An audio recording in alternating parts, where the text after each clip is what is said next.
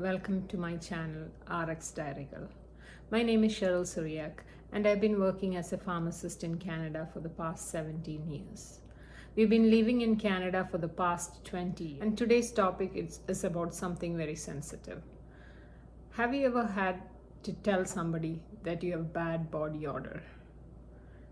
It's not a very pleasant situation, is it? Most of the times the person who has body odor is not aware that they have this problem. I'm not sure why, because sometimes they might be nose blind. I'm not sure. Or these days, when you're inside working, you're in an air-conditioned environment, you're going up and down in an elevator, or you're in a crowded metro or a bus or a train.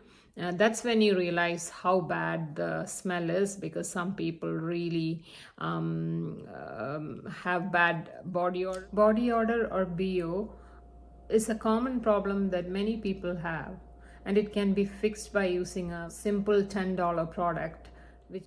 I grew up in India, and I remember as a child watching many advertisements promoting Old Spice, Lifebuoy soap, all dealing with smelling nice. But body odor is not tackled by using perfumes or soaps. Of course, it will help, but it doesn't actually deal with the problem of body odor. Let's talk about what causes body odor. So, body odor is caused when you sweat. Sweat itself has no smell. But when the sweat comes in contact with the bacteria in our skin and outer membranes, that's when body odor is formed. Even if you have a shower or you use perfume, throughout the day when you're working or in class or moving about, you're sweating, and that sweat, when it comes into contact with bacteria in your skin, produces the body odor.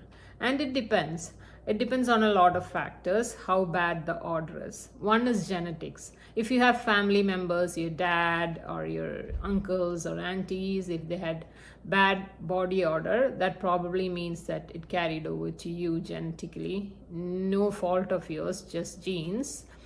And you got that bad smell. Or it also depends on the spices like garlic. Pungent spices also can cause body odor, but that is to a lesser degree. It's mainly genetics and the bacteria in your skin. It doesn't mean that if you shower, the bacteria goes away and there's no body odor. The bacteria is there even if you shower, scrub, whatever. So what we need to do is prevent this reaction between the sweat and bacteria to prevent the body odor. That's why we need to use a deodorant.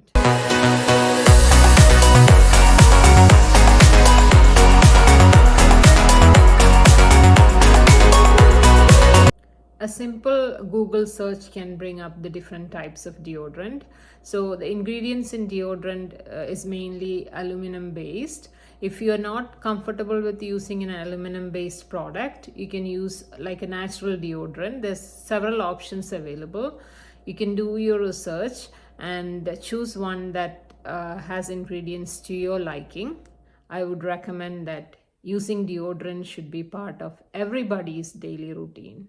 So as soon as you're done your shower, after you've done your other skincare routine, before you put on your clean clothes, first thing that you should do before that should be applying a deodorant. So the deodorant is available mainly in two forms. One is the roll-on or the stick type deodorant, which you roll on or rub on under your armpits. Or there's the spray-on deodorant, which comes as a spray.